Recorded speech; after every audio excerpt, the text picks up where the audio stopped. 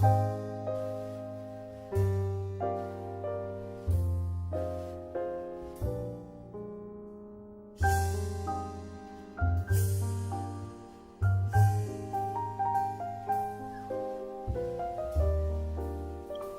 Susan Sontag. A Vontade Radical. Estilos. Tradução: João Roberto Martins Filho. Editora: Companhia de Bolso. Parte 1. Capítulo 1. A Estética do Silêncio. Toda época deve reinventar seu próprio projeto de espiritualidade. Espiritualidade igual a planos, terminologias, noções de conduta voltados para a resolução das penosas contradições estruturais inerentes à situação do homem, para a perfeição da consciência humana e a transcendência. Na era moderna, uma das mais ativas metáforas para o projeto espiritual é a arte. As atividades do pintor, do músico, do poeta, do bailarino, uma vez reunidas sob uma designação genérica, um gesto relativamente recente, demonstraram-se um lugar particularmente propício à representação dos dramas formais que assediam a consciência, tornando-se cada obra de arte individual um paradigma mais ou menos perspicaz para a regulamentação ou a reconciliação de tais contradições. Por certo, o lugar exige contínua renovação. Seja qual for o objetivo colocado à arte, ele afinal se revela restritivo, se comparado às metas muito mais amplas da consciência. A arte, ela própria, uma forma de mistificação, sofre uma sucessão de crises de desmistificação. Antigas metas artísticas são atacadas e ostensivamente substituídas. Mapas usados da consciência são refeitos. Mas o que dá a todas essas crises a sua energia, uma energia usufruída em comum, por assim dizer, é a própria unificação de numerosas e díspares atividades em um gênero único. No momento em que a arte vem à luz, começa a nova etapa da arte. Daí em diante, qualquer das atividades aí reunidas passa a ser uma atividade profundamente problemática, com todos os seus procedimentos e, em última instância, com o seu próprio direito de existir, sendo passíveis de questionamento. É da promoção das artes à arte que provém o mito dominante sobre a arte, o do caráter absoluto da atividade do artista. Na sua versão inicial e menos refletida, o mito tratava a arte como uma expressão da consciência humana, da consciência que busca conhecer a si mesma. Os padrões valorativos gerados por essa versão do mito foram facilmente alcançados. Algumas expressões eram mais completas, mais dignificantes, mais informativas ou ricas que outras. A versão mais recente do mito postula uma relação mais complexa e trágica entre arte e consciência. Negando que a arte seja simples expressão, o mito mais novo relaciona a arte à necessidade ou capacidade da mente para a autoalienação. A arte deixa de ser entendida como a consciência que expressa e, portanto, implicitamente afirma a si própria. Ela não é a consciência per si, mas, ao contrário, seu antídoto, que deriva do âmago da própria consciência. Os padrões valorativos gerados por tal versão do mito mostraram-se muito mais difíceis de ser alcançados. O mito mais recente, derivado de uma concepção pós-psicológica de consciência, instala no seio da atividade artística muitos dos paradoxos envolvidos na aquisição de um estado de ser absoluto, descrito pelos grandes místicos religiosos.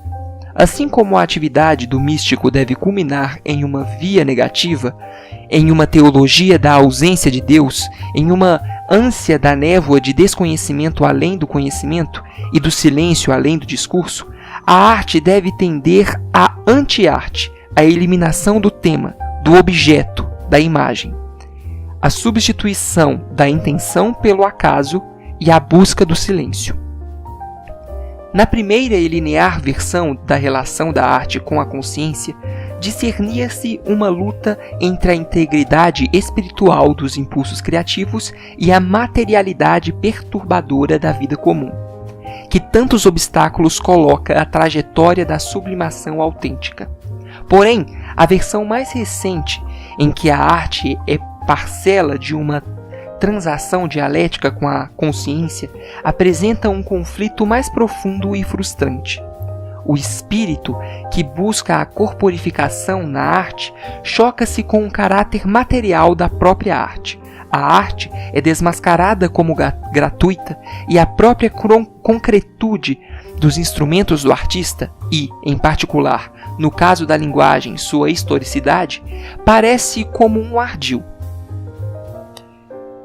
Praticada em um mundo provido de percepções de segunda mão e especificamente confundida pela traição das palavras, a atividade do artista é amaldiçoada com a mediação.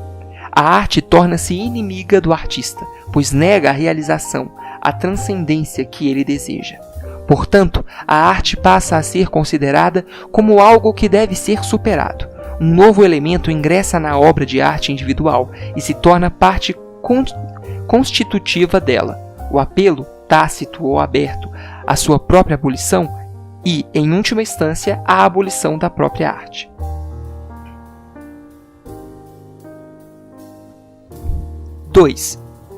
A cena converte-se para uma sala vazia.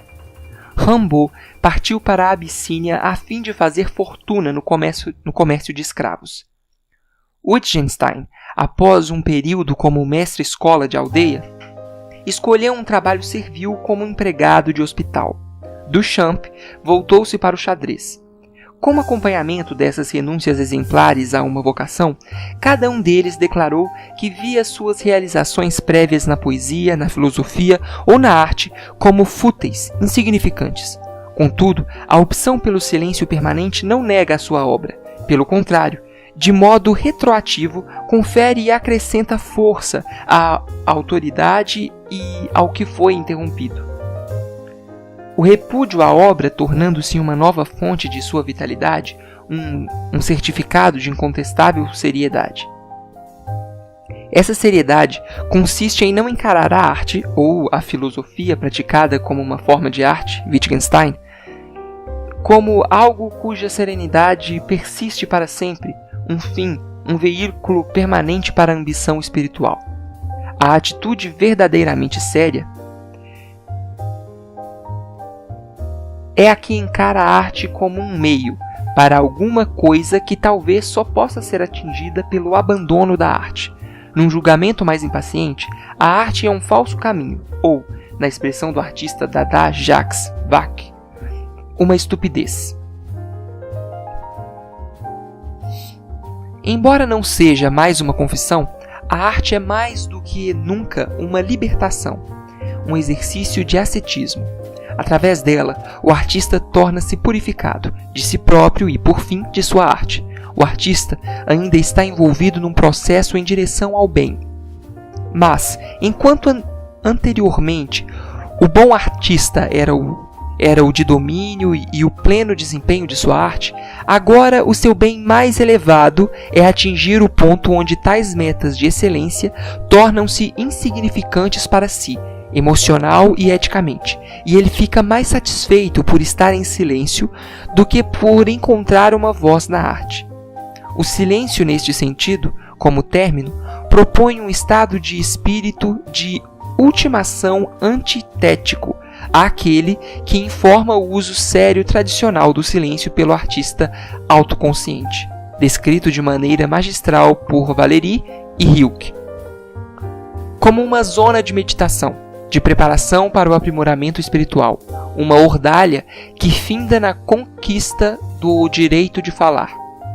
Na medida em que é sério, o artista é continuamente tentado a cortar o diálogo que mantém com o público.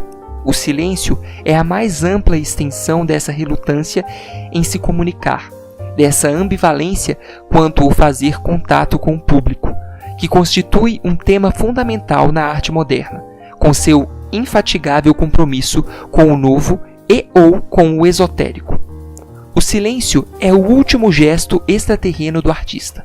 Através do silêncio, ele se liberta do cativeiro servil face ao mundo, que aparece como padrão, cliente, consumidor, oponente, árbitro e desvirtuador de sua obra.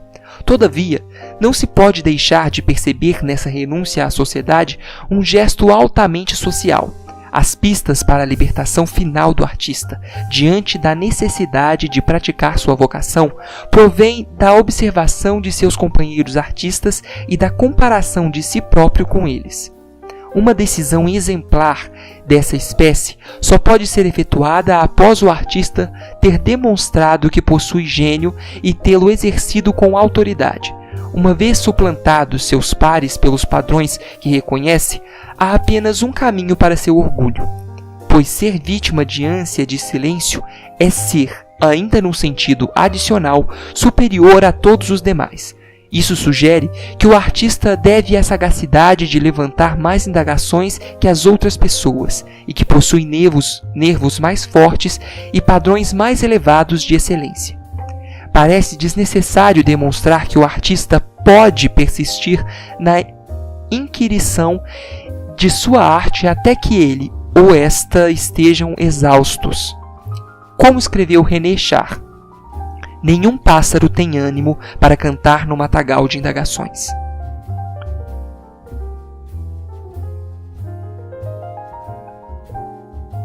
(3) A exemplar opção do artista moderno pelo silêncio raramente é levada a tal ponto de simplificação final, de forma que se torne literalmente silencioso. O mais usual é que continue a falar, mas de uma maneira que seu público não pode ouvir. A maioria da arte de valor do nosso tempo tem sido experimentada pelo público como um movimento em direção ao silêncio, ou à ininteligibilidade, à invisibilidade, à inaudibilidade, como um desmantelamento da competência do artista, de seu sentido responsável de vocação, e, portanto, como uma agressão contra eles. O hábito crônico da arte moderna de desagradar, provocar ou frustrar o seu público pode ser encarado como uma participação limitada e vicária no ideal de silêncio que foi elevado como modelo máximo de seriedade na estética contemporânea.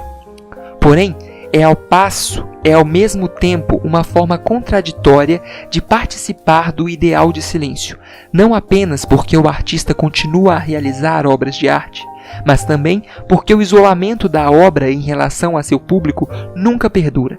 Com a passagem do tempo e a intervenção de obras em relação a seu público, novas e mais difíceis, a transgressão do artista torna-se agradável e, afinal, legítima. Goethe acusou Kleist de ter escrito suas peças para um teatro invisível. Contudo, posteriormente, o teatro invisível torna-se visível. O feio, discordante e sem sentido passa a ser belo. A história da arte é uma sucessão de transgressões bem-sucedidas. O alvo característico da arte moderna, ser inaceitável para o seu público, afirma de maneira inversa a inaceitabilidade para o artista da própria presença de um público. No sentido atual, um conjunto de espectadores voyeuristas. Pelo menos desde que Nietzsche observou, em O Nascimento da Tragédia, que um público de espectadores, como o conhecemos, aquelas pessoas presentes que os atores ignoram, era desconhecido entre os gregos, uma boa parcela da arte contemporânea parece movida pelo desejo de eliminar o público da arte, uma empresa que, com frequência, se apresenta como uma tentativa de eliminar a própria arte, em benefício da vida? Comprometida com a ideia de que o poder da arte se localiza em seu poder de negar, a última arma na inconsistente guerra do artista com seu público é inclinar-se cada vez mais ao silêncio, à lacuna sensorial ou conceitual entre o artista e o seu público, o espaço do diálogo perdido ou rompido, porém também constituir os fundamentos para uma afirmação ascética. Beckett fala de meu sonho de uma arte resignada com sua insuperável indigência e demasiado orgulhosa para a farsa de dar e receber. Mas não se pode abolir uma transação mínima, um intercâmbio mínimo de dons. Da mesma forma que não existe nenhum ascetismo talentoso e rigoroso que, seja qual for a sua intenção, não produza um ganho, ao invés de uma perda, na capacidade para o prazer. E nenhuma das agressões cometidas intencional ou inadvertidamente pelos artistas modernos foi bem sucedida, seja ao tentar abolir o público, seja ao tentar transformá-lo em alguma outra coisa, numa comunidade engajada em uma atividade comum. Eles são incapazes disso.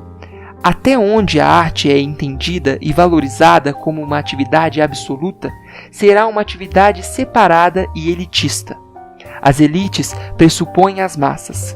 Na medida em que a melhor arte define-se por objetivos essencialmente clericais, ela pressupõe e confirma a existência de uma laicidade voyeurista relativamente passiva, jamais plenamente iniciada, que é com regularidade convocada para assistir, ler ou escutar, sendo depois dispensada.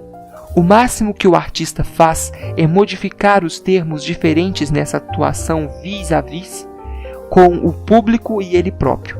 Discutir a ideia do silêncio na arte é discutir as várias alternativas do interior nessa situação em essencial inalterável. 4. Quão literalmente o silêncio figura na arte?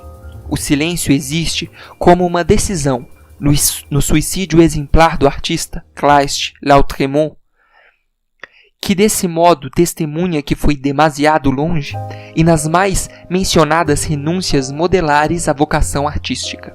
O silêncio também existe como uma punição, autopunição, na loucura exemplar de artistas, Hölderlin, Artaud, que demonstram que a própria sanidade pode ser o preço da violação das fronteiras aceitas da consciência e, com certeza, nas penalidades, que vão da censura e da destruição física das obras de artes às multas, ao exílio, à prisão do artista, impostas pela sociedade face ao inconformismo espiritual ou à subversão da sensibilidade do grupo por parte do artista. O silêncio não existe, porém, num sentido literal, como a experiência de um público. Isso significaria que o espectador não tinha ciência de nenhum estímulo ou que era capaz de elaborar uma resposta. Mas tal não pode acontecer, tampouco pode ser reduzido pragmaticamente. A não ciência de nenhum estímulo e a incapacidade para elaborar uma resposta somente podem resultar de uma presença deficiente da parte do espectador, ou de uma má compreensão de suas próprias relações, induzidas em erro por ideias restritas sobre a qual deveria ser uma resposta relevante. Sendo o público, por definição, constituído por seres sensíveis em uma dada situação, é-lhe impossível não ter resposta alguma. Nem pode o silêncio em seu estado liberal existir como a propriedade de uma obra de arte, mesmo de obras como os Handmaids de Duchamp ou o 4 minutos e 33 segundos de Cage, nas quais o artista sensivelmente, visivelmente, nada mais fez para satisfazer qualquer critério estabelecido de arte que colocar um objeto em uma galeria ou situar uma execução em um palco de concertos. Não há superfície neutra, discurso neutro, tema ou formas neutras. Uma coisa é neutra apenas em relação a algo mais, como uma intenção ou uma expectativa. Enquanto propriedade da obra de arte em si, o silêncio pode existir apenas num sentido arquitetado ou não literal, colocando-se de outro modo. Se uma obra de arte existe de alguma forma, seu silêncio é apenas um elemento nela. Em lugar do silêncio puro ou alcançado, encontram-se vários movimentos no silêncio de um sempre retrocedente horizonte de silêncio. Movimentos que, por definição, jamais podem ser plenamente consumados. Um dos resultados é um tipo de arte que muitas pessoas caracterizam de modo pejorativo como taciturna, deprimida, submissa e fria. No entanto, essas qualidades privativas existem no contexto de interação objetiva do artista, que é sempre discernível. Cultivar o silêncio metafórico sugerido por temas convencionalmente sem vida, como em boa parcela da arte pop, e construir formas mínimas que parecem carecer de ressonância emocional são em si opções vigorosas e com frequência estimulantes. Por fim, mesmo sem atribuir intenções objetivas à obra de arte, persiste a verdade inescapável sobre a percepção, a positividade de toda a experiência em todos os momentos dela.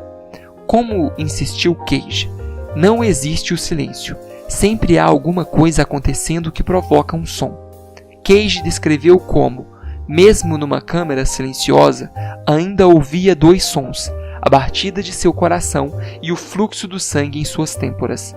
Da mesma forma, não existe o espaço vazio. Na medida em que o olho humano está observando, sempre há algo a ser visto. Olhar para alguma coisa que está vazia ainda é olhar, ainda é ver algo. Quando nada, os fantasmas de suas próprias expectativas. Para perceber o volume, a pessoa precisa reter um agudo sentido do vazio que o destaca. Inversamente, para perceber o vazio, é necessário apreender outras zonas do mundo como preenchidas. Em Através do Espelho, ali se encontra uma loja que parecia estar cheia de toda sorte de coisas curiosas. Mas a parte mais estranha de tudo isso é que sempre que ela fixava os olhos numa prateleira, a fim de divisar exatamente o que havia sobre ela, aquela prateleira particular estava sempre absolutamente vazia, embora as outras ao redor dela estivessem tão abarrotadas quanto podiam. O silêncio nunca deixa de implicar seu oposto e depender de sua presença, assim como não pode existir em cima sem embaixo, ou esquerda sem direita. É necessário reconhecer um meio circundante de som e linguagem para se admitir o silêncio. Este não apenas existe em um mundo pleno de discurso e outros sons, como ainda tem em sua identidade um espaço de tempo que é perfurado pelo som. Assim, grande parte da beleza do mutismo de Harpo Marx deriva do fato de ele estar cercado de conversadores maníacos. Um vazio genuíno, um puro silêncio, não é exequível, seja conceitualmente ou de fato. Quando nada, porque a obra de arte existe em um mundo preenchido com muitas outras coisas, o artista que cria o silêncio ou o vazio deve produzir algo dialético, um vácuo pleno, um vazio enriquecedor, um silêncio ressoante ou eloquente. O silêncio continua a ser, de modo inelutável, uma forma de discurso, em muitos exemplos de protesto ou acusação, e um elemento em um diálogo. 5. Os programas em defesa de uma redução radical de meios e efeitos da arte, incluindo a exigência recente de uma renúncia à própria arte, não podem ser tomados por seu valor nominal, de forma não dialética. O silêncio e ideias afins, como vazio, redução, grau zero, são noções limites com uma série de usos muito complexa. Termos dominantes de uma retórica espiritual e cultural específica. Descrever o silêncio como um termo retórico não significa, obviamente, condenar tal retórica como fraudulenta ou de má fé. Os mitos do silêncio e do vazio são quase tão férteis e viáveis quanto se podia imaginar em uma época doente, que é, necessariamente, uma era em que estados psíquicos doentios fornecem as energias para a maior parte das obras superiores nas artes. Todavia, não se pode negar o pathos desses mitos. Esse pathos aparece no fato de que a ideia de silêncio possibilita, no essencial, apenas dois tipos de desenvolvimentos valiosos. Ou ela é tomada até o ponto da total autonegação, como arte, ou é praticada de uma forma que é heróica e engenhosamente inconsistente. 6. A arte de nosso tempo é ruidosa, com apelos ao silêncio, um niilismo coquete e mesmo jovial. Reconhece-se o imperativo do silêncio, mas continua-se a falar da mesma forma. Quando se descobre que não se tem nada a dizer, procura-se uma maneira de dizer isso. Beckett expressou o desejo de que a arte deveria renunciar a todos os projetos adicionais por questões problemáticas no plano do execuível, de que a arte deveria aposentar-se, farta de explorações insignificantes, farta de simular ser capaz de fazer um pouco melhor a mesma velha coisa, de dar um passo a mais em uma estrada melancólica. A alternativa é uma arte que consiste na expressão de que nada há a expressar, nada do que expressar, nenhum poder a expressar, nenhum desejo de expressar, além da obrigação de expressar. De onde então provém essa obrigação? A própria estética do desejo de morte parece fazer desse desejo alguma coisa incorrigivelmente viva. Apollinaire diz: «Já fait des gestes blancs parmi les sottitudes». Contudo, ele está gesticulando. Uma vez que o artista não pode literalmente abraçar o silêncio e permanecer um artista, o que a retórica do silêncio indica é uma determinação em perseguir suas atividades de forma mais errática que antes. Uma maneira é indicada pela noção da margem plena de Breton. O artista é recomendado a se devotar ao preenchimento da periferia do espaço artístico, deixando em branco a área central de uso. A arte torna-se privativa, anêmica, como sugere o título do único esforço de realização cinematográfica de Duchamp, Cinema Anêmico, um trabalho de 1924-1926. Beckett projeta a ideia de uma pintura empobrecida, que é autenticamente infrutífera, incapaz de qualquer imagem, seja ela qual for. O manifesto de Jerzy Grotowski em defesa do teatro laboratório na Polônia é denominado Apelo por um Teatro Pobre. Tais programas a favor de um empobrecimento da arte não devem ser compreendidos apenas como admoestações terroristas ao público, mas principalmente como estratégias para o aprimoramento da experiência do público.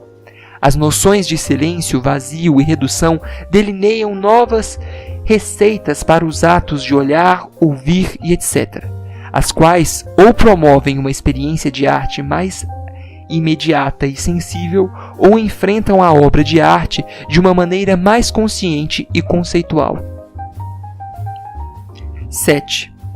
Considere-se a correlação entre a ordem e a redução de meios e efeitos na arte, cujo horizonte é o silêncio e a faculdade da atenção. Em um de seus aspectos, a arte é uma técnica para a concentração da atenção, para o aprendizado de habilidades de atenção. Embora o conjunto do ambiente humano possa ser assim descrito como um instrumento pedagógico, essa descrição aplica-se particularmente às obras de arte.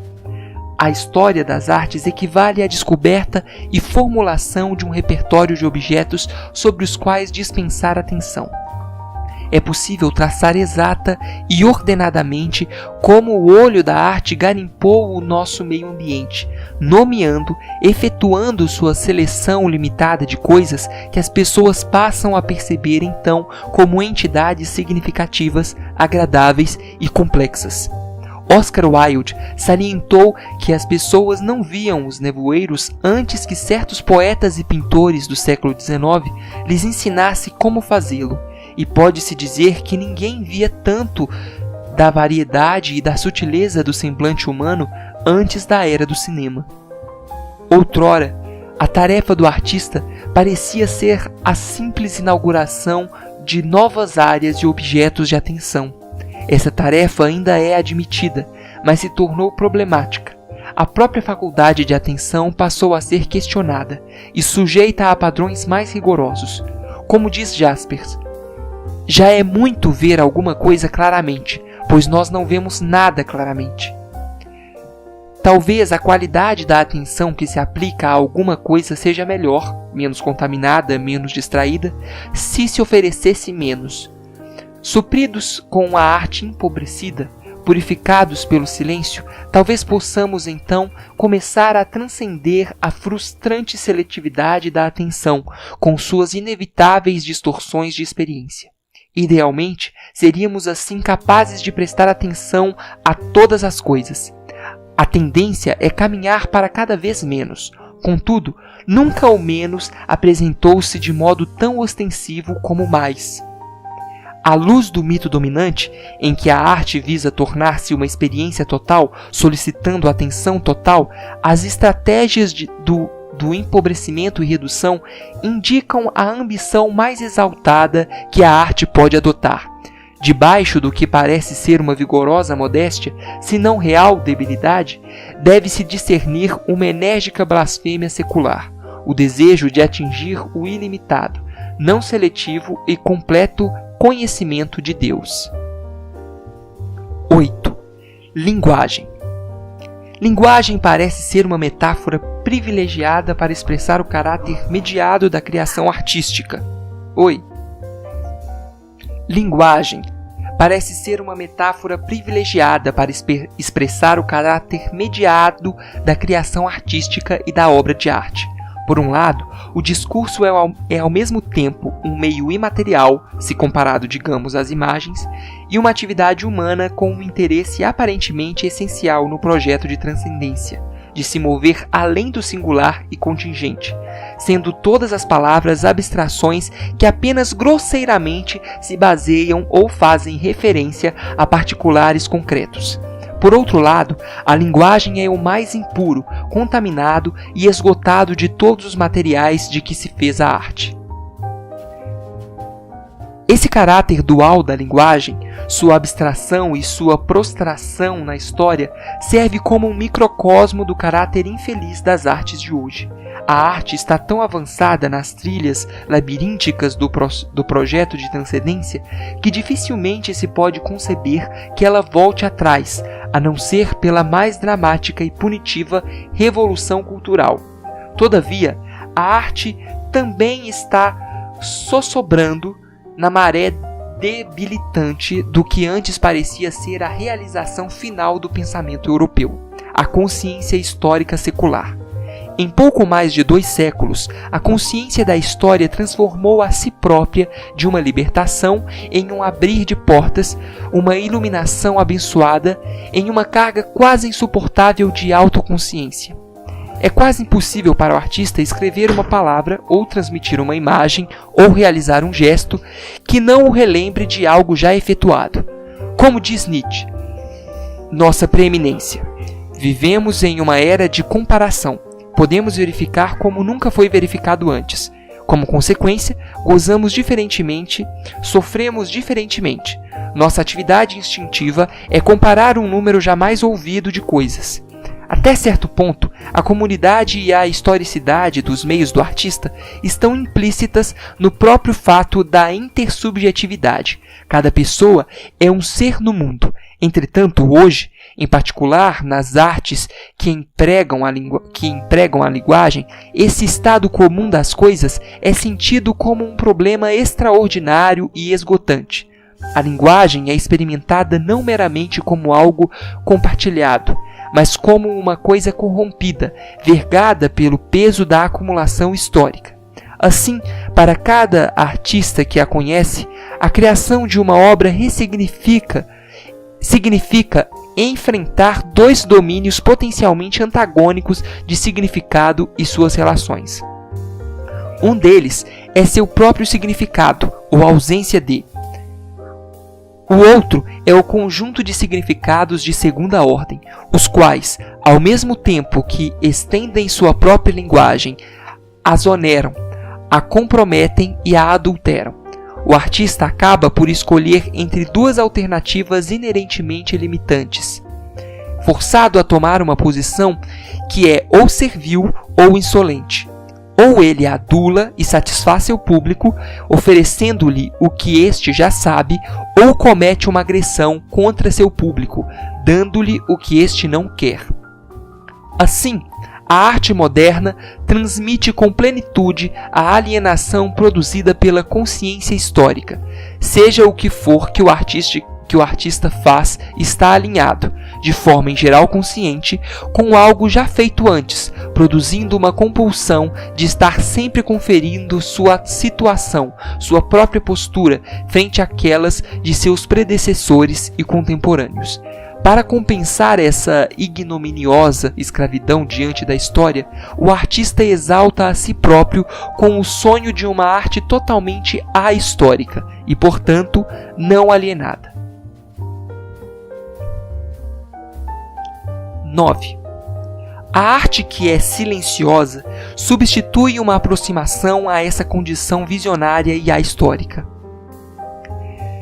Considerem-se as diferenças entre olhar, looking, e fitar, staring.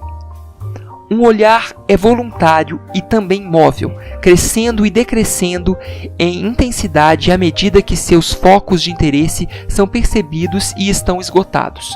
O fitar tem, essencialmente, o caráter de uma compulsão, é estável, não modulado, fixo.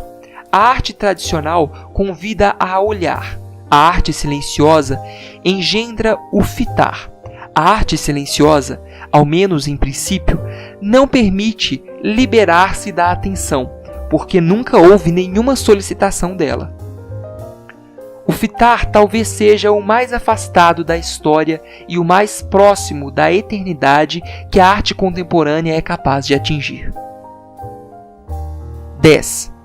O silêncio é uma metáfora para uma visão asseada, não interferente, apropriada às obras de arte que são indiferentes antes de serem vistas, invioláveis em sua integridade essencial pelo escrutínio humano.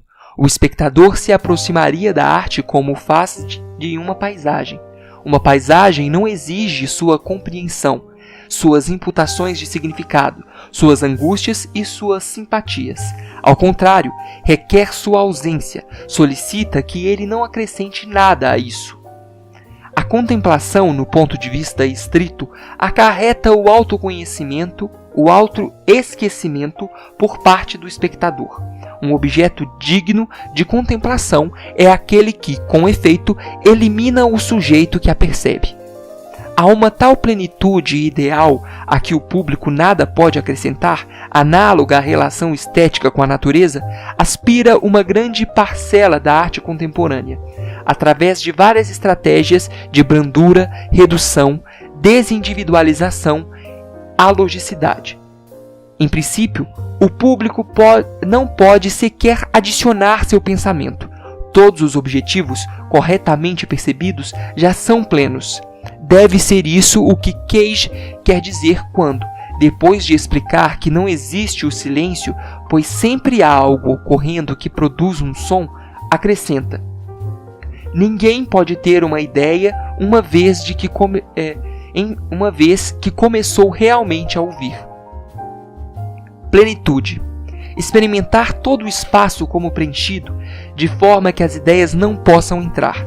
Significa impenetrabilidade. Um indivíduo que permanece silencioso torna-se opaco ao outro. O silêncio de alguém inaugura uma série de possibilidades de interpretação desse silêncio, de imputação de discurso a ele. O modo como essa opacidade induz a vertigem espiritual é o tema de Persona, de Bergman. O silêncio deliberado da atriz tem dois aspectos.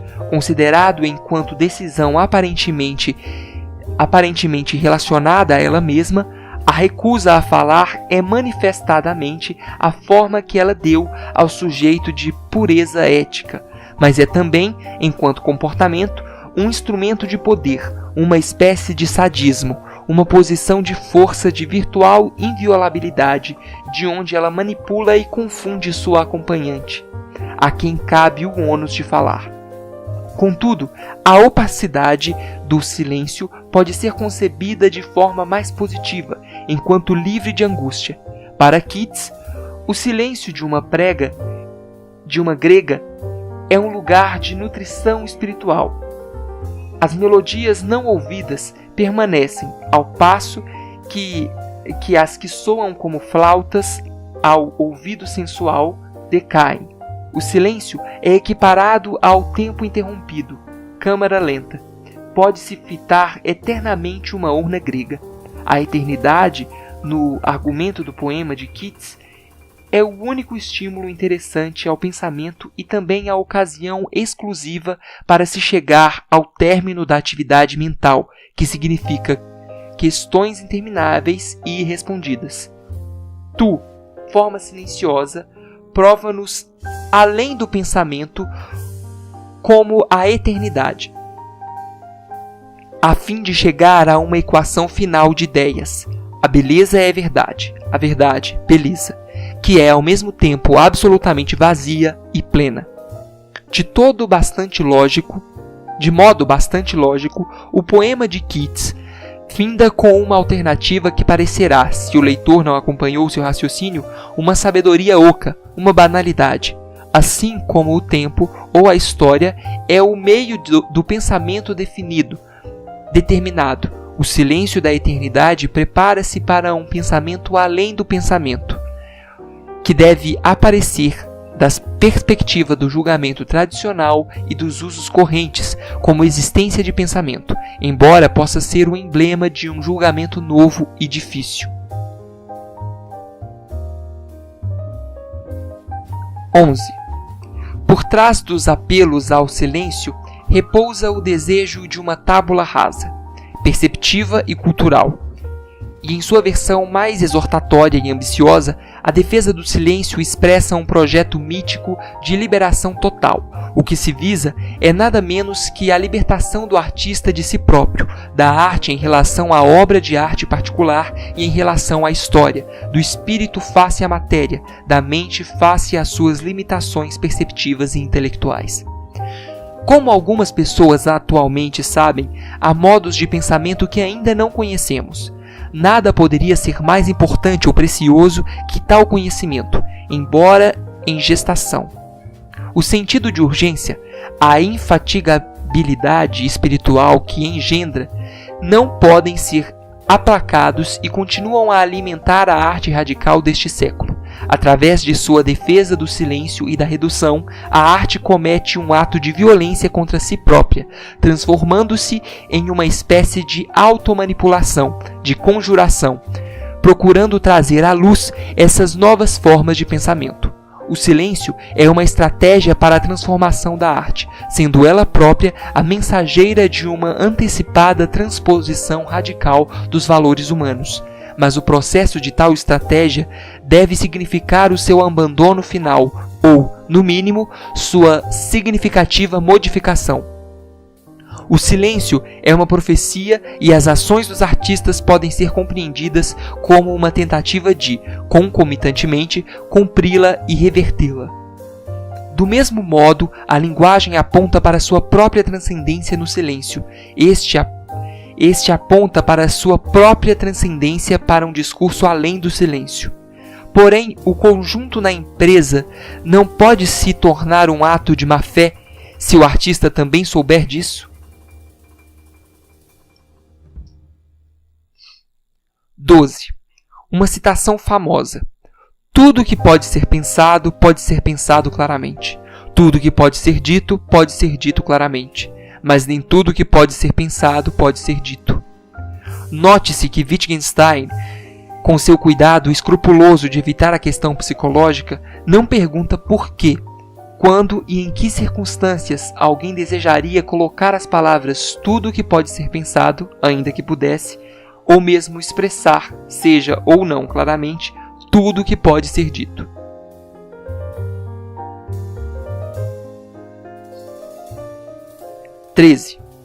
De tudo o que é dito, pode-se indagar. Por quê? Incluindo, por que se deveria dizer isso? E, por que eu deveria dizer alguma coisa de qualquer modo?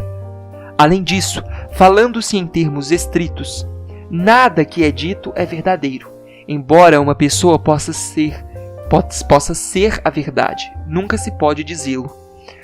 Todavia, as coisas que são ditas podem às vezes ser úteis. É o que as pessoas geralmente querem significar quando enxergam alguma coisa dita como sendo verdadeira. O discurso pode esclarecer, liberar, confundir, exaltar, corromper, hostilizar, gratificar, afligir, aturdir ou animar.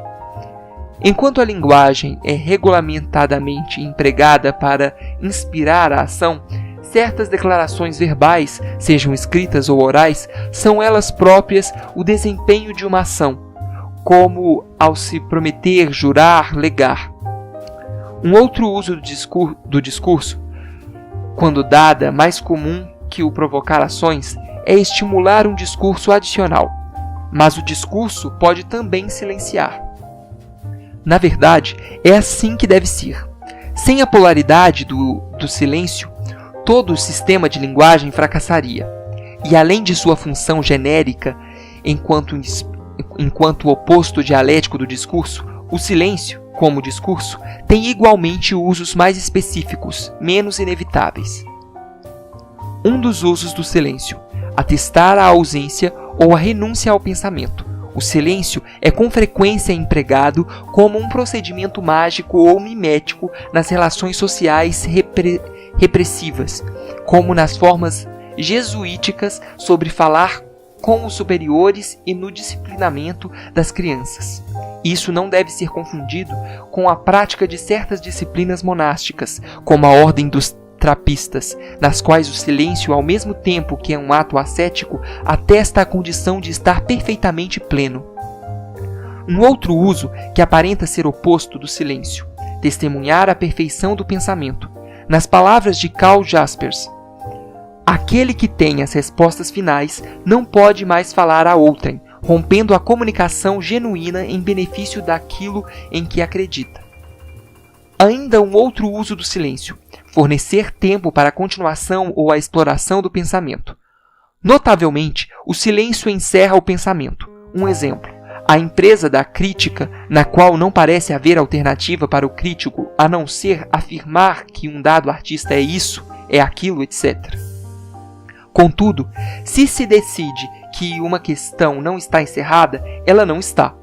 É essa, pode-se presumir, a razão que está por trás dos experimentos voluntários com o silêncio de alguns atletas espirituais contemporâneos, como Buckminster Fuller, efetuaram, e no elemento de sabedoria do silêncio, de outro modo basicamente autoritário e filistino, do psicanalista freudiano ortodoxo. O silêncio mantém as coisas abertas. Mais um uso do silêncio: equiparar ou auxiliar o discurso a atingir sua máxima integridade ou seriedade. Todos têm a experiência de como as palavras, quando pontuadas por longos silêncios, adquirem maior peso, tornam-se quase palpáveis, ou de como, quando uma pessoa fala menos, começa-se a sentir mais plenamente a sua presença física em um espaço dado. O silêncio solapa o discurso ruim, pelo que se pretende dizer o discurso dissociado do corpo e, portanto, do sentimento.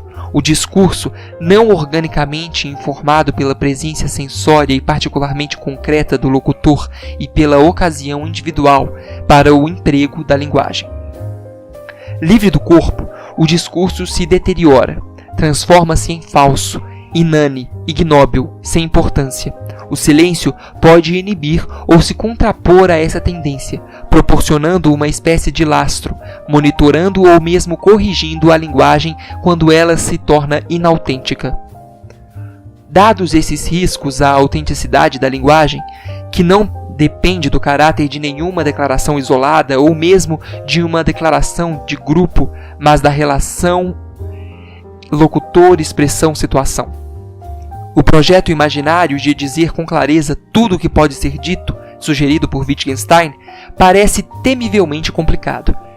Quanto tempo se deveria ter? Seria necessário dizer com rapidez? O universo hipotético do discurso claro do filósofo que atribui ao silêncio apenas aquilo sobre o que não se pode falar. Parecia um pesadelo de um moralista ou de um psiquiatra. No mínimo, um lugar onde ninguém deveria ingressar despreocupadamente. Existe alguém que queira dizer tudo o que pode ser dito? A resposta psicológica plausível seria aparentemente não. Todavia, o sim também é plausível, como um ideal ascendente da cultura moderna. Não é isso que muitas pessoas de fato querem atualmente, dizer tudo o que pode ser dito? Mas esse propósito não pode ser mantido sem conflito interno, inspiradas em parte pela difusão dos ideais da psicoterapia. As pessoas estão ansiando dizer tudo. Desse modo, entre outros resultados, estão minando ainda mais a desmoronante distinção entre os esforços públicos e privados, entre informação e segredos. No entanto, num mundo superhabilitado e ligado pela comunicação eletrônica global e pelas viagens a jato, a um ritmo demasiado rápido e violento para uma pessoa organicamente saudável assimilá-lo sem choque, todos estão também sofrendo de uma reação súbita a qualquer proliferação adicional de discursos ou imagens. Fatores tão diferentes como a reprodução tecnológica ilimitada e a difusão quase universal da linguagem e do discurso impressos, bem como das imagens, das notícias aos objetos de arte, além da degeneração da linguagem pública dentro dos domínios da política, da publicidade e dos entretenimentos, que produziram, especialmente entre os habitantes mais educados da moderna sociedade de massas, uma desvalorização da linguagem. Eu argumentaria, ao contrário de McLuhan, que uma desvalorização do poder e da credibilidade das imagens teve lugar de forma não menos profunda e essencialmente semelhante à que atingiu a linguagem. À medida que o prestígio da linguagem cai, o do silêncio sobe. Refiro-me neste ponto ao contexto sociológico da ambivalência contemporânea diante da imagem. A questão, certamente, é mais profunda que isso. Além dos determinantes sociológicos específicos, deve-se conhecer a operação de algo como um descontentamento perene com a linguagem que tem sido formulado em cada uma das principais civilizações do Oriente e do Ocidente, sempre que o pensamento atinge uma certa ordem de complexidade e de seriedade espiritual elevada e cruciante. Tradicionalmente, o descontentamento com a própria linguagem tem se registrado através do vocabulário religioso, com seus sagrado e profano, humano e divino, meta-absolutos. Em particular, os antecedentes dos dilemas e das estratégias das artes são encontrados na ala radical da tradição mística. Confira entre os textos cristãos Teologia Mística, de Dionísio, o Areopagita, Névoa de Desconhecimento, de autor anônimo, os escritos de Jacob Boehme e Meister Eckhart, e os paralelos em textos taoístas, sufistas e zen. A tradição mística sempre reconheceu, na expressão de Norman Brown, o caráter neurótico da linguagem. De acordo com Boehme, Adão falava uma linguagem diferente de todas as linguagens conhecidas. Era o discurso sensorial, um instrumento expressivo, não mediado dos sentidos, apropriado a seres que são integralmente parte da natureza sensível, isto é, ainda empregado por todos os animais exceto esse animal doentio, o homem. Essa, que Boehme denomina a única linguagem natural, a única linguagem livre de distorção e ilusão, é a que o homem falará outra vez quando recuperar o paraíso. Mas, em nossa época, o desenvolvimento mais surpreendente de tais ideias foi realizado pelos artistas e por certos psicoterapeutas, e não pelos tímidos legatários das tradições religiosas. Em implícita revolta contra aquilo que se considera a vida classificada e dessecada da mente comum, o artista lança um apelo pela revisão da linguagem. Uma boa parcela da arte contemporânea é movida por essa busca de uma consciência purificada da linguagem, contaminada e, em algumas versões, das distorções produzidas por conceber o mundo exclusivamente em termos verbais costumeiros, em seu sentido degradado, racionais ou lógicos. A própria arte torna-se uma espécie de contra-violência, que busca liberar a consciência dos hábitos da verbalização estática e sem vida, pressentindo modelos de discurso sensorial. Assim, o volume de descontentes aumentou desde que as artes herdaram o problema da linguagem do discurso religioso. Não se trata apenas de que as palavras em última instância sejam inadequadas aos propósitos mais elevados da consciência, ou mesmo de que elas fiquem no meio do caminho. A arte expressa um duplo descontentamento. Faltam-nos palavras e dispomos demais e também ocupadas demais.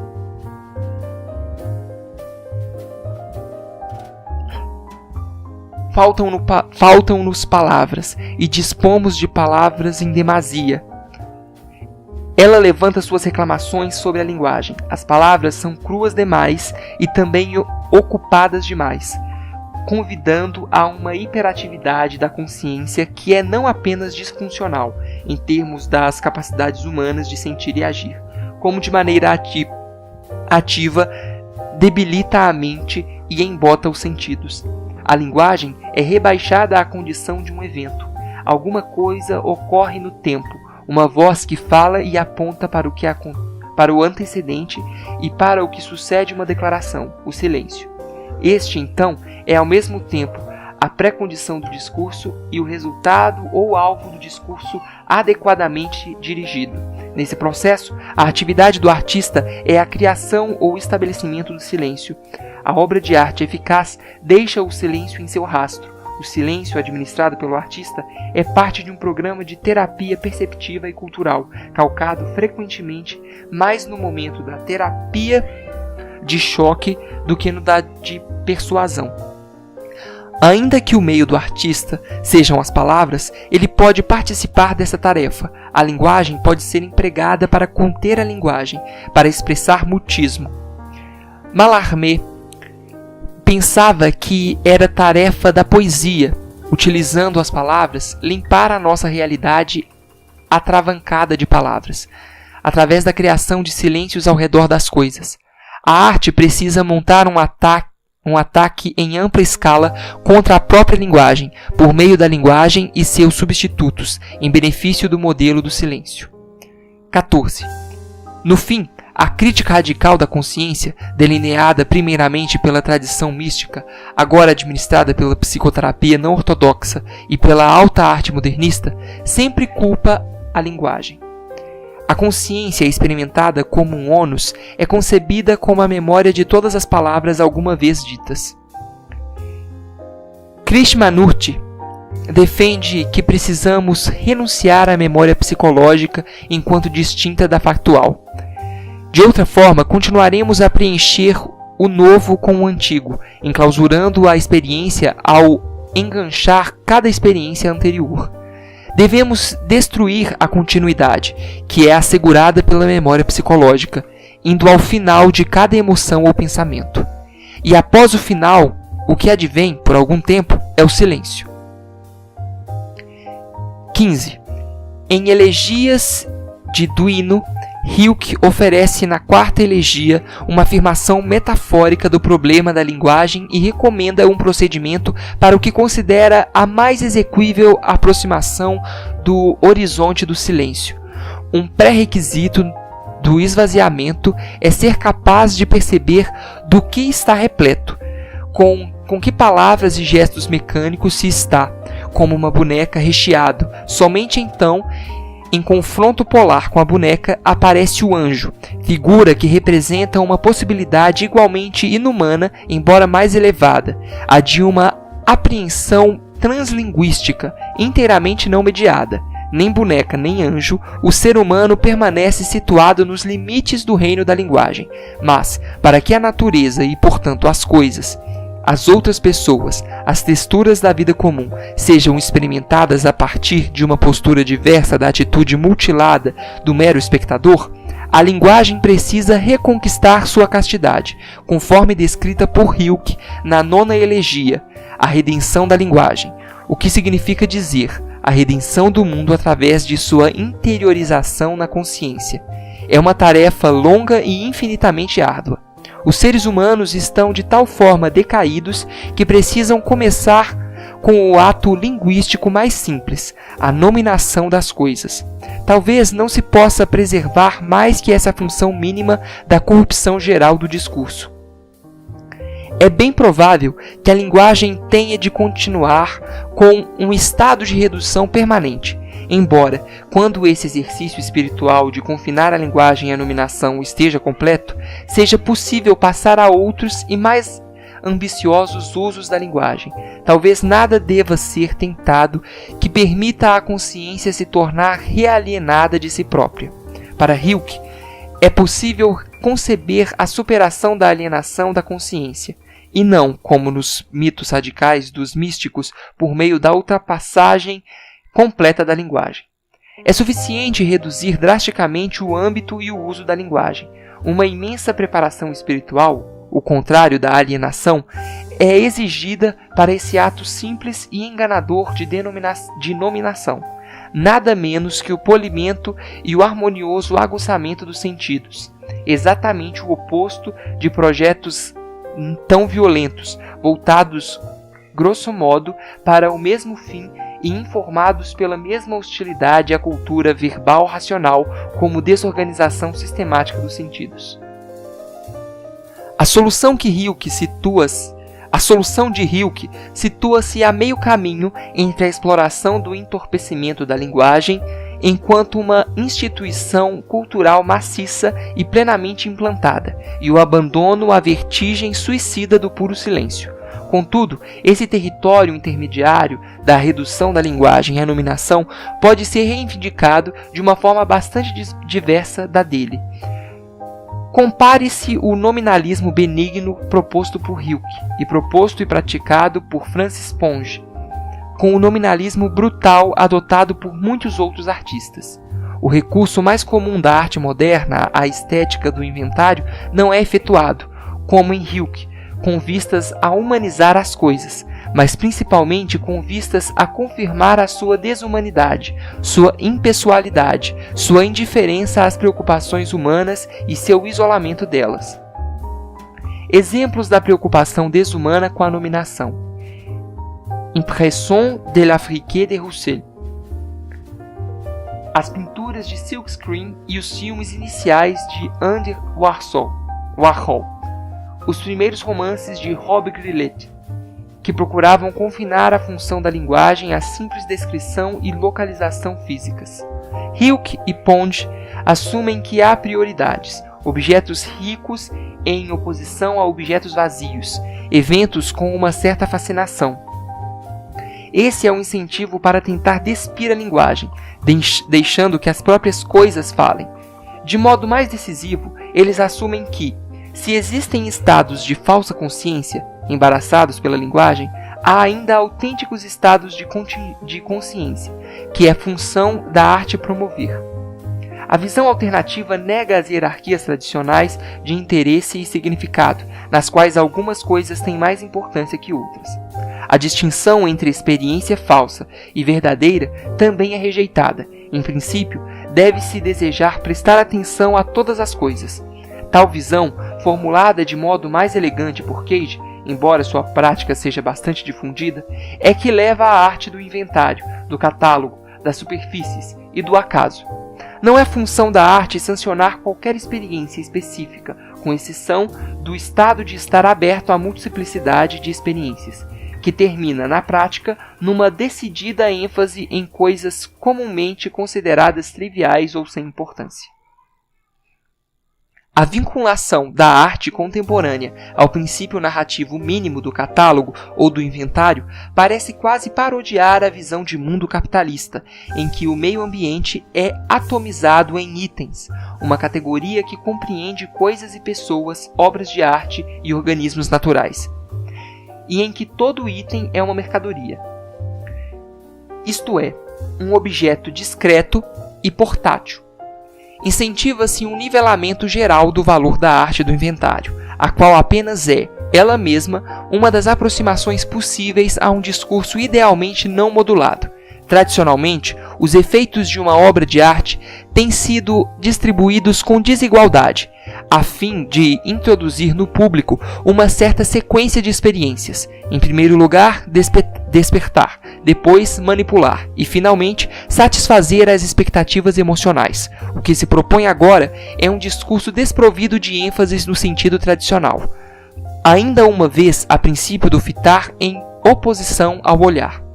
Tal arte também poderia ser descrita como o estabelecimento de grandes distâncias entre o espectador e o objeto artístico, entre o espectador e suas emoções. Mas, do ponto de vista psicológico, a distância está com frequência vinculada ao estado mais intenso de sentimento, no qual a frieza ou a impessoalidade com que alguma coisa é tratada dão a medida do insaciável interesse que ela desperta em nós. A distância que uma boa parcela da arte anti-humanista propõe é, na realidade, equivalente à obsessão, um aspecto do envolvimento em coisas de que não aparece sugestão no nominalismo humanista de Hilke. 16. Há algo estranho nos atos de escrever e falar, dizia Novalis em 1799. O equívoco ridículo e divertido que cometem as pessoas é o de acreditar que empregam as palavras em relação com coisas. Elas não têm consciência da natureza da linguagem, que é ser a sua própria e única preocupação, o que faz dela um mistério tão fértil e esplêndido. Quando alguém fala somente por amor à fala, está dizendo a coisa mais original e verdadeira que se pode dizer. A afirmativa de Novalis pode auxiliar na explicação de um paradoxo aparente, que na era da defesa disseminada do silêncio da arte, um número cada vez maior de obras de arte esteja marcado pela tagarelice. A loqualidade e a repetitividade são, em particular, notáveis pelas artes temporais da prosa de ficção, do cinema, da música e da dança, muitas das quais cultivam uma espécie de gagueira ontológica, facilitada por sua recusa dos incentivos e um discurso claro e antirrelutante, amparado pela construção linear de começo, meio e fim. Porém, na verdade, não há contradição. O apelo contemporâneo ao silêncio nunca indicou meramente uma rejeição hostil à linguagem. Ele também significa uma altíssima estima pela linguagem, por seus poderes, sua força passada e os perigos correntes que coloca a uma consciência livre.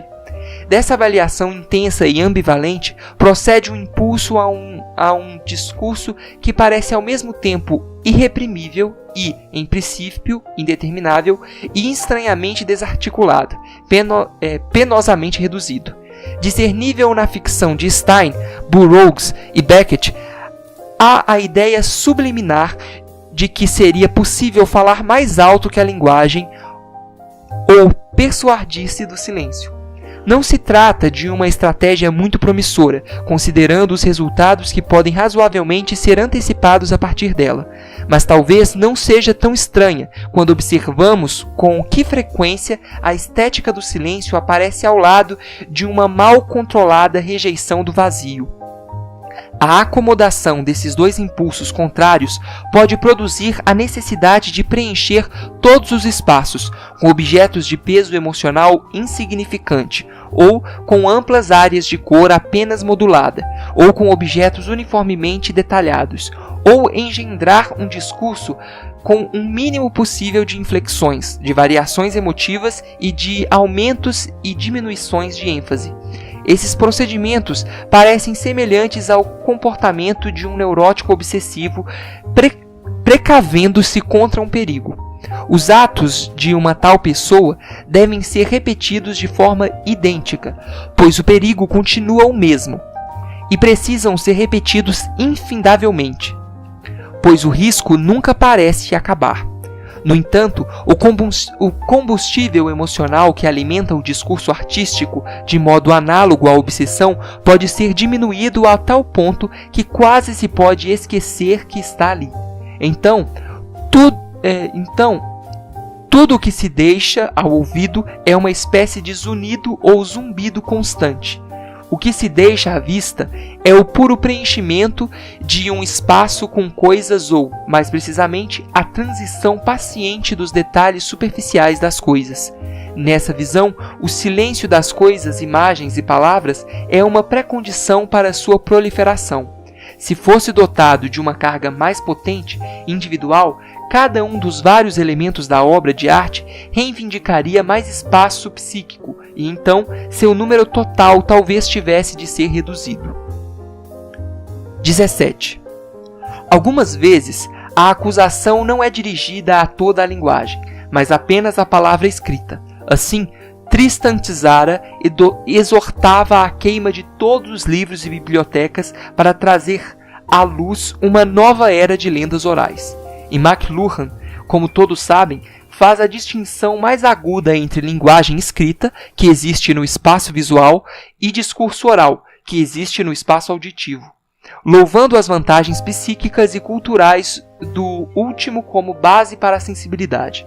Se a linguagem escrita é singularizada como ré, o que será buscado não é tanto a redução, mas a metamorfose da linguagem em algo mais solto, mais intuitivo, menos organizado e flexionado, não linear, para usar a terminologia de McLuhan, e, notadamente, mais loquaz.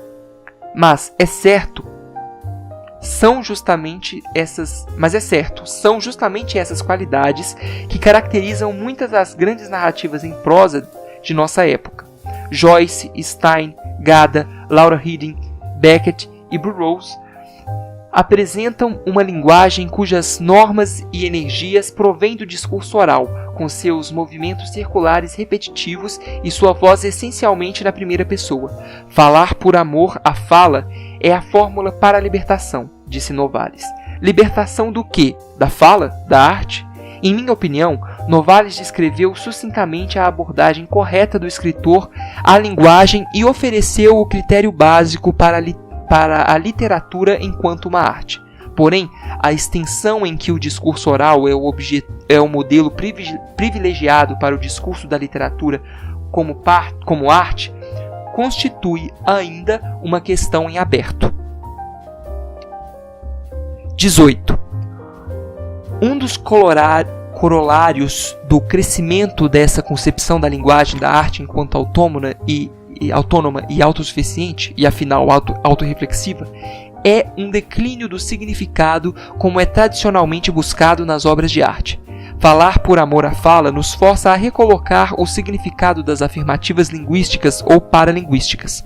Somos levados a abandonar o significado, no sentido de referências a entidades externas à obra artística, como critério para a linguagem da arte. E o fazemos em benefício do uso. A famosa tese de Wittgenstein, o significado é o uso, pode e deve ser rigorosamente aplicada à arte. O significado parcial ou totalmente convertido em uso é o segredo que se encontra por trás da estratégia amplamente difundida de literalidade, um dos mais importantes desenvolvimentos da estética do silêncio. Uma variante dela, a literalidade oculta, exemplificada por escritores tão diferentes como Kafka e Beckett. As narrativas de Kafka e Beckett parecem enigmáticas, porque aparentemente convidam o leitor a atribuir significados simbólicos e alegóricos intensos a elas, ao mesmo tempo que parecem repelir tais atribuições. No entanto, quando a narrativa é examinada, desvenda apenas o que significa de modo literal. A força de sua linguagem deriva precisamente do fato de o significado ser tão simples. O efeito de tal simplicidade é com frequência uma espécie de ansiedade, como a angústia produzida quando coisas familiares não estão em seu lugar ou não desempenham o seu papel costumeiro. É possível fazer com que se fique tão angustiado pela literalidade inesperada como pelos objetos perturbadores e pela escala e condição inesperadas dos objetos, que os surrealistas reúnem em uma paisagem imaginária. Tudo que é totalmente misterioso é a um só tempo, em termos psíquicos, liberador e angustiante. Uma máquina perfeita para agitar esse par de emoções contrárias. Um desenho de Bosch em um museu holandês que mostra árvores equipadas com duas orelhas nos cantos de seus troncos, como se estivessem ouvindo a floresta, enquanto o chão está semeado de olhos. Diante de uma obra de arte consciente, sente-se algo como a combinação de angústia, isolamento, lascívia e alívio que uma pessoa com o físico sadio sente ao vislumbrar um amputado. Beckett é favorável a uma obra de arte que seja um objeto total, munido de todas as partes faltantes, ao invés do objeto parcial, uma questão de grau. Mas o que é totalidade e o que constitui a inteireza na arte, ou em qualquer outra coisa? Esse problema, em princípio, parece insolúvel. Seja qual for a forma de uma obra de arte, ela poderia ser diferente. A necessidade dessas partes nunca é dada, é conferida. A recusa a admitir essa contingência ou abertura essencial é o que inspira a vontade do público de confirmar o caráter fechado de uma obra, interpretando-a, e o que cria o sentimento comum entre os artistas e críticos ponderados de que a obra artística está sempre, de alguma maneira, em dívida com o seu tema, ou é inadequada a ele. Entretanto, a menos que se esteja comprometido com a ideia de que a arte expressa algo, tais procedimentos e atitudes estão longe de serem inevitáveis. 19. Esse conceito persistente da arte como expressão deu origem à versão mais comum e dúbia da noção de silêncio, a qual invoca a ideia do inefável. A teoria supõe que o território da arte é o belo, o que implica efeitos de indizibilidade, indescritibilidade e inefabilidade.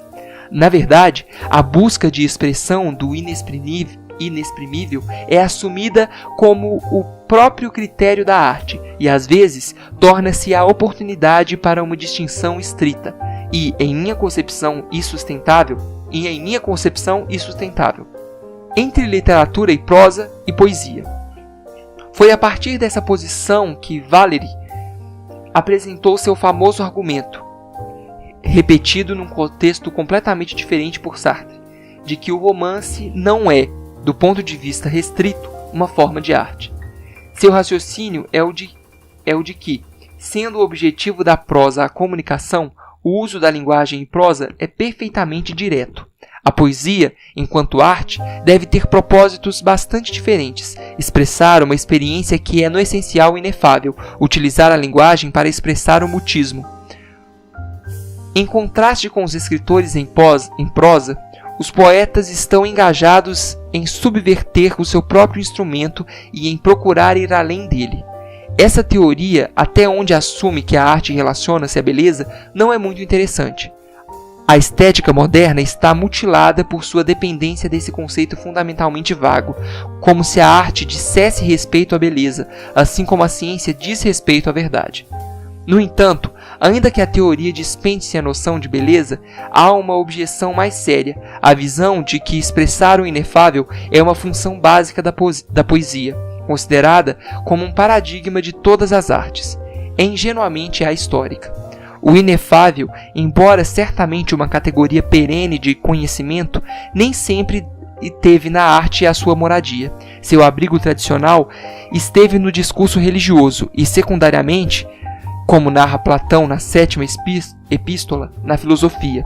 O fato de que os artistas contemporâneos estarem preocupados com o silêncio e, portanto, em certa extensão, com o inefável, deve ser compreendido, do ponto de vista histórico, como uma consequência do mito contemporâneo dominante do caráter absoluto da arte. O valor que se atribui ao silêncio não aparece em virtude da natureza da arte, mas deriva da atribuição contemporânea de algumas qualidades absolutas ao objeto da arte e à atividade do artista. A extensão em que a arte está envolvida com o inefável é mais específica, bem como contemporânea.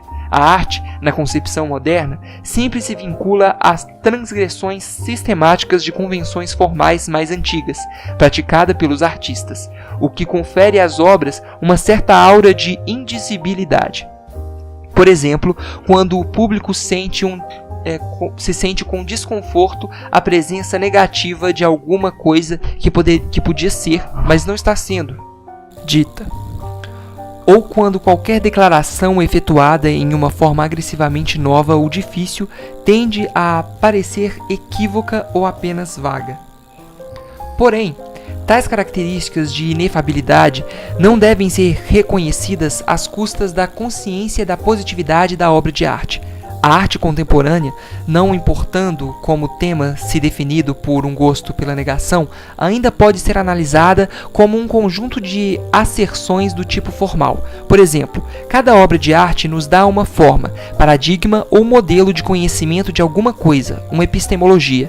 Mas, encarada como um projeto espiritual, um veículo de aspirações voltadas para um absoluto, o que toda obra de arte oferece é um modelo específico para a habilidade metasocial ou metaética, um padrão de decoro. Cada obra artística indica a unidade de certas preferências sobre o que pode e o que não pode ser dito ou representado. Ao mesmo tempo que pode fazer uma proposta tácita de derrubada das regras previamente consagradas quanto ao que pode ser dito ou representado, lança seu próprio conjunto de limites. 20.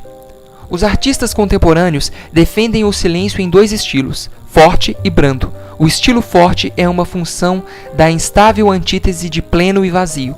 A sensível, extasiada e translinguística apreensão do pleno é notoriamente frágil. No mergulho terrível e quase instantâneo, pode cair em colapso no vazio do silêncio negativo. Com toda a sua percepção dos riscos assumidos, os perigos da náusea espiritual, como da loucura, essa defesa do silêncio tende a ser frenética e supergeneralizante. É também com frequência apocalíptica e deve suportar a indignidade de todo pensamento desse tipo.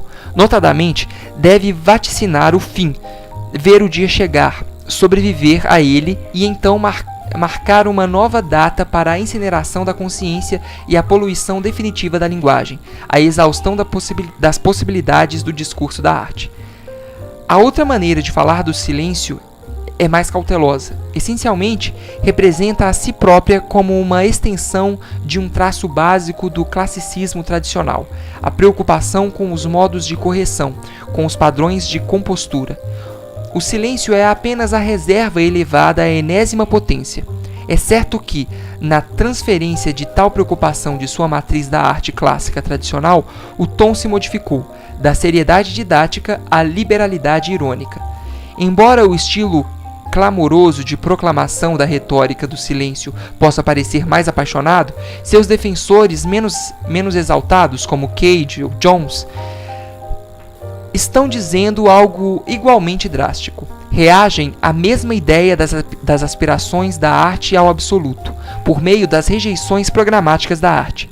Partilham o mesmo desdém pelos significados estabelecidos da cultura burguesa racionalista, na verdade, pela própria cultura no sentido comum. O que é expresso pelos futuristas, por alguns dos artistas Dada e por Burroughs, como sendo uma rude desesperança e uma perversa visão do apocalipse, não perde sua seriedade por ser proclamado em uma voz polida e como uma sequência de afirmações jocosas. Com efeito, é possível argumentar que o silêncio talvez permaneça como uma noção viável para a arte e o conhecimento modernos somente se empregados com uma ironia considerável, quase sistemática. 21. Está na natureza de todos os projetos espirituais a tendência a se consumirem a si mesmos, esgotando seu próprio sentido, os próprios significados dos termos em que estão calcados. É por isso que a espiritualidade deve ser sempre reinventada. Todos os projetos genuinamente finais de consciência acabam por se tornar projetos para o desamaranhamento do próprio pensamento. A arte, concebida como um projeto espiritual, não é uma exceção. Como réplica abstrata e fragmentada do niilismo positivo exposto pelos mitos religiosos radicais, a arte, série de nosso tempo, deslocou-se acentuadamente na direção das mais cruciantes inflexões da consciência.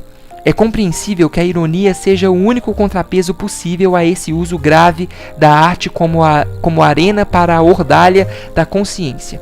A perspectiva presente é a de que os artistas continuarão a abolir a arte apenas para exumá-la em uma versão mais retraída, enquanto a arte resistir sob a pressão da interrogação crônica, parecerá desejável que algumas das questões tenham uma certa qualidade espirituosa.